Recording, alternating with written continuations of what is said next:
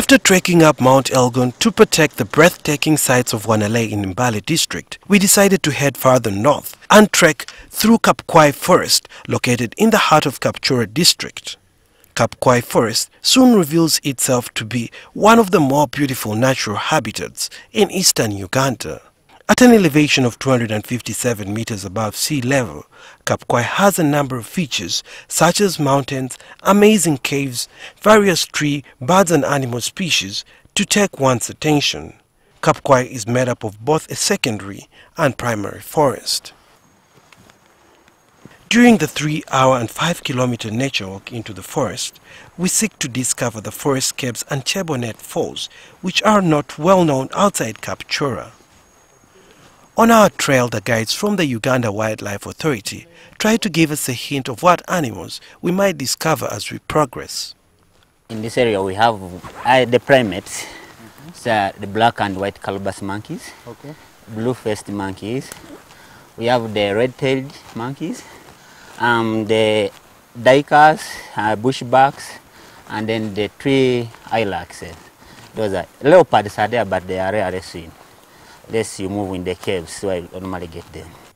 The primary forest in Kapkwai creates a good form of ventilation which provides a clear path of light, most especially during the sunny days.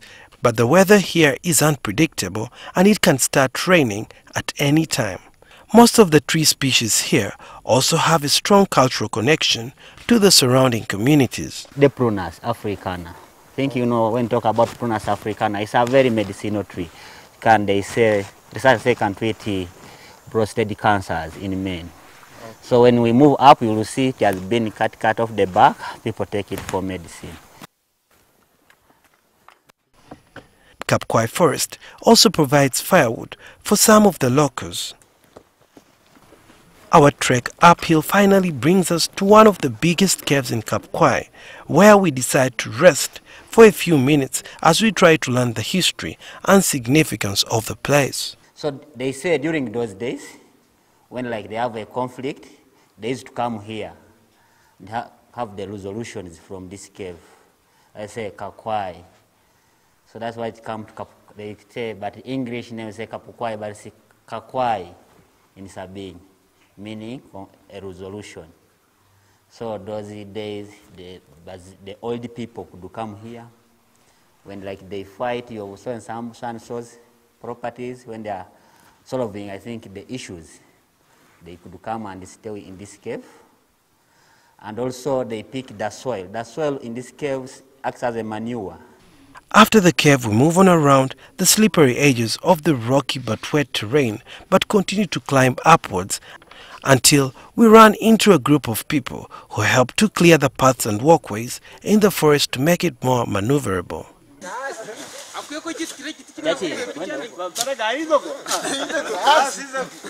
They benefit from the park through trail maintenance, carrying visitors, luggages, and maybe through project funding. After moving for at least 2 hours, we finally reach Wilwili Rock, one of the places with the best viewing points in the forest. From here one gets a view of the forest, some of the nearby communities and the slopes of Mount Elgon. So when you're at this viewpoint, you're able, when the sky is clear, you're able to view the peaks, that's Mubui Peak and the Jackson Summit. But you can't view the Wagagai Peak because it's a bit far right from these other ones. They are nearby. From here we walk mostly downhill until we arrive at Chebonet Falls. It has been quite a perilous journey from the camp to the Kapkwai cave and now finally the Chebonet Falls. This is one of the main attractions that you will find here, and this place, full of nature, has a lot of obstacles, falls, bumps, slippery slopes, but worth the adventure.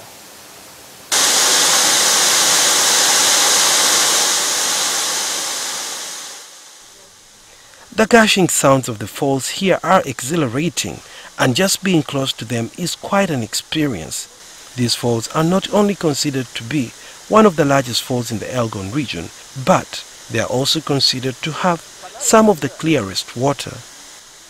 Suhel Mugabi, NTV Green.